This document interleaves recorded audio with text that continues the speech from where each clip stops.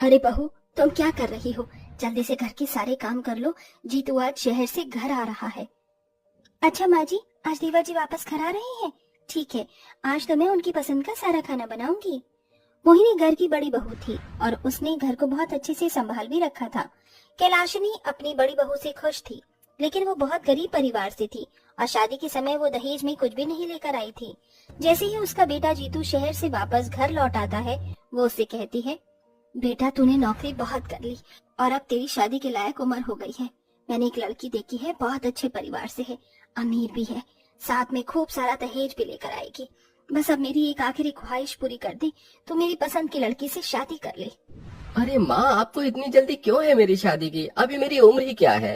अरे देवर जी, कर लीजिए, आपको पत्नी मिल जाएगी, इस घर को एक बहू और मुझे एक छोटी बहन की जैसी देवरानी मिल जाएगी।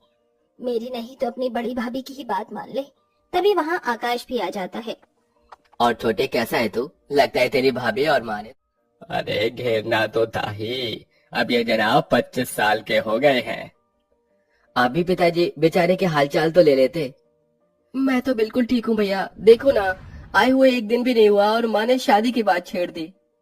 वैसे माँ बिल्कुल सही कह रही है, अब तुम्हें शादी कर लेनी चाहिए।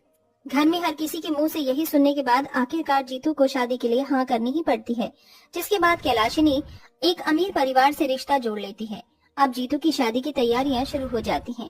माँ जी, मुझे बनारसी साड़ी खरीदनी है, मैं देवर जी की शादी में वही पहनूंगी। देखो बहू, अभी मैं छोटी बहू की शॉपिंग करने जा रही हूँ और अगर पैसे बचेंगे तभी मैं तुम्हें साड़ी दिलवाऊंगी, वरना नहीं। वैसे भी तुम्हारे पास बहुत साड़ियाँ रखी हैं, उसमें से पहन लेना। कैलाशनी ऐसा कहकर शॉपिंग करने के लिए निकल जाती है और बेचारी मोहिनी घर में गर्मी में सारे काम करती रहती है। माँ जी ऐसा क्यों करती है? जब भी मुझे कुछ दिलाने की बात आती है तो बिल्कुल इनकार कर देती हैं। खैर कोई बात नहीं। मोहिनी को इस बात से बहुत बुरा लगता है, लेकिन फिर भी वो अपनी सास से कुछ नहीं कह पाती। ऐसे ही देखते जीतू की शादी अमीर घर की लड़की वेदिका से हो जाती है। ओहो, कितनी गर्मी है यहाँ, मुझसे तो जरा भी गर्मी बर्दाश्त नहीं हो रही है। माँ जी, आप अपने घर में एक एसी नहीं लगवा सकती थी? अरे बहू, एसी तो लगवा लेती, लेकिन एसी लगवाने के लिए पैसे कहाँ से लाती? वैसे तुम्हारे दहेज में एसी आया तो है, अभी वही लगवा लूंगी। हाँ, मेरे दहेज में एसी आया है, उसे फौरन मेरे कमरे में लगवा दीजिए, बहुत ज्यादा गर्मी है। कैलाशनी को लगा था कि उसकी बहू के दहेज में आया हुआ एसी, फ्रिज, कूलर, वो सब वो भी इस्तेमाल करेगी, लेकिन वेदिका पहले ही बहुत चालाक होती है। वो एसी, फ्रिज, कूलर सब कुछ अपने ही कमरे में रखवाती है। माँ जी, रात भर मुझे बहुत प्यास लगी थी और बार बार पानी लेने के लिए बाहर आना पड़ रहा था। आप एक काम करवा दीजिए, ये जो मेरा फ्रिज है इसे मेरे कमरे में ही लगवा दीजिए। अरे बहू, फ्रिज से तो सभी पानी पीते हैं, अगर मैंने फ्रिज तुम्हारे कमरे में रखवा दिया तो फिर सभी को परेशानी होगी। तो फिर मुझे इस बात से क्या मतलब है? ये फ्रिज मेरे दहेज में आया है तो मेरे कमरे में ही जाना चाहिए, है ना माँ जी? हाँ बहू, ठीक है, जैसा तुम कहो। इस तरह वेदिका अपने दहेज में लाया हुआ सारा का सारा सामान खुद ही इस्तेमाल करती है और किसी को भी सामान इस्तेमाल करने नहीं देती। एक दिन कैलाशनी के कमरे का पंखा खराब हो जाता है तो उसे बहुत गर्मी लगती है। बहुत गर्मी लग रही है, एक काम करती हूँ, छोटी बहू के कमरे में चली जाती हूँ, वहाँ पर एसी लगा है। कैलाशनी अपनी छोटी बहू के कमरे में आकर बेड पर लेट जाती है। तभी कुछ ही देर में वेदिका जब अपने कमरे में आती है तो वो अपने कमरे में अपनी सास को देखकर गुस्से के मारे आग बबूला हो जाती है। माँ जी उठ जाइए, आपकी हिम्मत कैसे हुई मेरे कमरे में आकर सोने की? क्या हुआ बहू, क्यों चिल्ला रही हो? गर्मी लग रही थी इसलिए यहाँ पर आकर सो गई, इसमें कौन सी बड़ी बात है? अरे आपको शर्म आनी चाहिए, अपनी ही बहू के कमरे में आकर सो रही हो। यहाँ पर मैं सोती हूँ, इसीलिए आप अपने कमरे में जाइए। बहू, मेरे कमरे में पंखा खराब हो गया है, बहुत गर्मी लग रही थी इसलिए मैं यहाँ आ गई। तुम थोड़ा सा एडजस्ट नहीं कर सकती मेरे लिए? अरे मैं क्यों करूँ तुम लोगों के लिए एडजस्ट? आज तक मैंने अपनी मायके में एडजस्ट नहीं किया तो यहाँ कैसे कर लूंगी? आपको करना है तो करो, मुझसे नहीं होगा। फिलहाल मेरे कमरे से बाहर निकलो। वेदिका इस तरह जलील करके अपनी सास को कमरे से बाहर निकाल देती है। ये सब देखने के बाद कैलाशनी को अपनी गलती का एहसास होता है।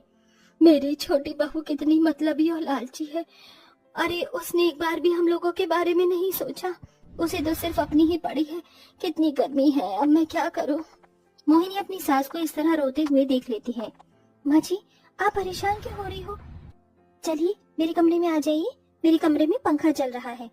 मोहिनी कैलाशनी का हाथ पकड़कर उसे अपने कमरे में ले आती है और अपने बिस्तर पर लेटा देती है। पंखे की हवा तो लग ही रही थी, ऊपर से अब मोहिनी अपनी सास के हाथ वाले पंखे से हवा भी करने लगती है। आप सो जाइए, मैं आपकी हवा कर देती हूँ, आपको गर्मी नहीं लगेगी। मोहिनी इस तरह अपनी सास की अच्छे से देखरेख करती है। इसी के चलते कैलाशनी को अपनी गलती का एहसास होता है और वो अगले दिन सुबह अपनी बहू से माफी मांगती है। मोहिनी बहू, तुम कितनी अच्छी हो, लेकिन देखो ना, इतनी अमीर होने के बाद भी वेदिका का दिल कितना छोटा है। उसे तो अपनी सास की पड़ी ही नहीं। मुझसे बहुत बड़ी गलती हो गई। मुझे तुम्हारे साथ इस तरह का बर्ताव नहीं करना चाहिए था। छोटी बहू के आते ही मैं तुम्हें भूल ही गई। बस मुझे अमीर बहू के लाए हुए दहेज में एसी और फ्रिज ही दिखाई दिए। कोई बात नहीं माँ जी, मुझे कोई परेशानी नहीं है। आप मेरी माँ जैसी हो। आप मेरे साथ जैसा भी करोगी मुझे उससे फर्क नहीं पड़ता, लेकिन मैं हमेशा दर्जा दूंगी। मोहिनी की ये बात सुनते ही कैलाशनी बहुत खुश होती है।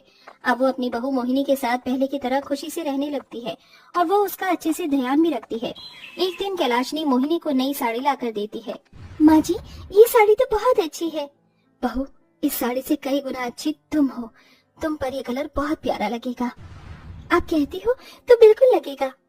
इस तरह कैलाशनी और मोहिनी का प्यार देखकर वेदिका को एक कमी सी महसूस होने लगती है।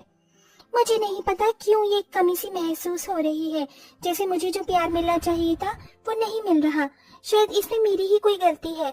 नहीं तो माँ जी ने मुझे शुरू में बहुत प्यार किया था और मैंने उनके साथ बुरा बर्ताव भी किया। वो बेचारी गर्मी में परेशान थी और मैंने उन्हें अपने कमरे से ही निकाल दिया। वेदिका ये सब सोचने के बाद अपनी सास से माफी मांगने के लिए उसकी सेवा करना शुरू कर देती है। जैसे ही उसे महंगे महंगे तोहफे देखकर बनाने की कोशिश भी करती है। माँ जी देखो ना, मैं आपके लिए कितनी अच्छी महंगी साड़ी लेकर आई हूँ। आज तक ऐसी साड़ी आपको जेठानी जी ने भी नहीं दी होगी। मुझे मोहिनी से कुछ चाहिए भी नहीं। उसने मुझे जितना प्यार दिया है उतना प्यार तुम मुझे कभी नहीं दे सकती। ये सुनते ही वेदिका की आंखों में आंसू आ जाते हैं और वो अपनी सास के पैरों में गिरकर माफी मांगते हुए कहती है, माँ जी माना, मैंने बहुत बड़ी गलती की है, लेकिन अब मुझे अपनी गलती का एहसास भी हो गया है। हो सके तो मुझे माफ कर दीजिए। आइंदा मैं ऐसी गलती कभी नहीं करूंगी। मैंने अपनी अमीरी का घमंड आपको बहुत दिखाया, जो कि मुझे नहीं करना चाहिए था। वेदिका की आंखों में आंसू देखकर कैलाशनी समझ जाती है कि उसे उसकी गलती का एहसास है, जिसके चलते वो उसे माफ कर देती है। तुम्हें तुम्हारी गलती का एहसास है, इसलिए तुम्हें माफ कर रही हूँ, लेकिन आइंदा कभी ऐसा मत करना। वैसे तुम्हारे ही चलते मैंने भी एक सबक सीखा कि अमीर गरीब कुछ नहीं होता, प्यार प्रेम ही सब कुछ होता है। कैलाशनी ऐसा कहकर अपनी रोती हुई बहू को गले से लगा लेती है। इस तरह कैलाशनी की दोनों बहू अब घर के अंदर बहुत प्यार प्रेम से रहने लगती हैं। कुछ दिनों में कैलाशनी अपनी बड़ी बहू के कमरे में एसी लगवा देती है और वहीं वेदिका अपने पैसों से अपनी सास के कमरे में एसी लगवा देती है। अब पूरा परिवार खुशी खुशी एक साथ रहने लगता है।